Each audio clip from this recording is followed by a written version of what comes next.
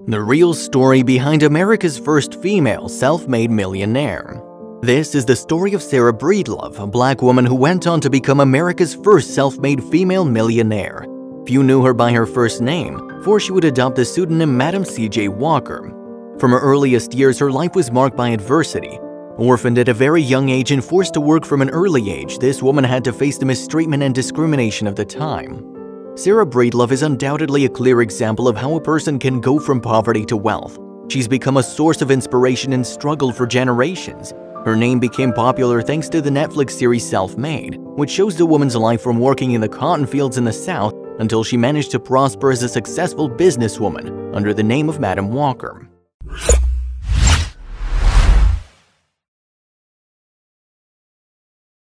Born on December 23, 1867, Sarah Breedlove was the first in her family to be born free. Her parents and older siblings had been slaves on a plantation in Louisiana before the Emancipation Proclamation, which freed slaves from Confederate states. Sarah's mother, Minerva, died when she was 6 years old, most likely of cholera. Only a year later, her father died, leaving her an orphan at the age of 7. After this, she was sent to live in Mississippi with her sister Luvinia and her husband. Although Sarah was by law a free child, the racial discrimination and prejudices of the time deprived the former black slaves of access to education. As a result, she was only able to receive 3 months of formal education through a Sunday school at the church she attended. She was 10 years old when she was forced to work picking cotton in the fields and as a domestic servant. In addition, life at her sister's home was not pleasant. She suffered abuse and mistreatment from her cruel brother-in-law, Jesse. At the age of 14, she decided she wanted a better life for herself and saw marriage as the best way to escape her problems. Thus, at such a young age, Sarah married Moses Williams. However, she soon realized that her escape plan didn't turn out as she'd hoped. Moses didn't provide her with the stability she needed, and they maintained a relationship full of setbacks. Nevertheless, when Sarah was 18 years old, she gave birth to her daughter Alelia. Only 2 years after this, she ends her relationship with Moses. She moved to St. Louis, Missouri with her 2-year-old daughter, a city where her brothers were. Thanks to them, she was able to get a job in a laundry, earning $1.50 a day, while they earned a living as barbers. Despite not earning much, Sarah worked hard for Alelia to have the education she could never afford. She sent her daughter to public school, and soon, Sarah herself fulfilled her dream of attending night school. She became an active member of the community. In addition to attending school, Sarah participated in the choir of her church, called St. Paul's African Methodist Episcopal Church. It was here that she met her new group of friends, educated and interested in the social and political issues of the time. It was these women who planted in Sarah the idea of progress and her spirit of social justice. They encouraged her to continue her studies and soon made her see that she was more than an illiterate washerwoman.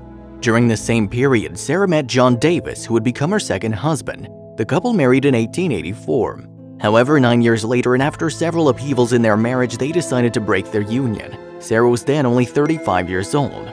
She began to worry more about her appearance, as at that time she began to lose her hair. In the early 1900s, few homes in the country had piped water service. As a result, many blacks began to lose their hair in the face of infrequent bathing.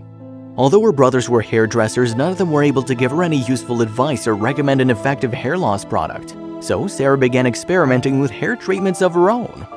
Although the method Sarah used to treat her problem had existed long before, it was this treatment that would lead her to become the first documented female millionaire in the United States. The process consisted of washing her hair frequently and using an ointment containing sulfur. When Annie Turnbow Malone, a black businesswoman from Illinois with a background in chemistry, decided to move her business to St. Louis, Sarah, who showed an interest in hair and beauty products, agreed to work for her, marketing Annie's production to the black community. If you are one of those who already watched the dramatic Netflix series, Annie was the inspiration behind the character Addie Monroe. It was during this time in her life that Sarah met the man who would become her third husband, the skilled salesman and publicist Charles Joseph C.J. Walker. One of her future husband's sisters lived in Denver, Colorado, and Sarah made the decision to move there as the dry Rocky Mountain air dried out black women's hair and it would be a good place to market Annie's products. Soon, however, Sarah wanted to become independent and began manufacturing her own hair care formulas. In 1906, she moved permanently to Denver and married Charles. It was from this moment that Sarah was officially called Madam C.J. Walker. Madam as a reference to French women considered the pioneers in the world of beauty. Sarah created a product according to the needs of the time. Racial discrimination excluded people of African descent from society, and blacks themselves had to work for their own. Her company began to grow, which caused disputes with her former boss Annie, who accused her in various media of having stolen her formula. Nevertheless, Madam Walker's business was able to take off. She began offering her products door to door, and with the help of her daughter and husband, her inventions became increasingly popular. Soon, promoters and employees were needed. The marketing strategies on the Walter system proved successful and quickly expanded to other cities and states. While her daughter took over the company's operations in Pittsburgh, Madam Walker moved her company's headquarters to Indianapolis, Indiana, with the official establishment of her company, Madam C.J. Walker Manufacturing Company. She built an industry, a beauty salon, and a school to train her sales agents. In 1917 alone, her company trained 20,000 women who'd go door to door throughout the United States and the Caribbean, offering products with her face on them. Madam Walker showed the potential of the black market and helped many of her workers create their own businesses and achieve financial independence. In addition, she soon began to encourage her employees to help their communities, becoming a model of philanthropy and charitable giving herself. By now, Madam Walker had plenty of money and wasn't afraid to flaunt it. She built a mansion in New York in a traditionally white neighborhood. Despite social prejudice and discrimination, she always stood her ground and showed the world that anyone could succeed. She died at the age of 51 after building a company worth between $500,000 and $1 million, $9 million today. Today, she continues to be an example of struggle and self-improvement. Her willpower and her attitude in the face of diversity are the clear triggers of her success. She fought against racial discrimination and empowered women with a solid business model.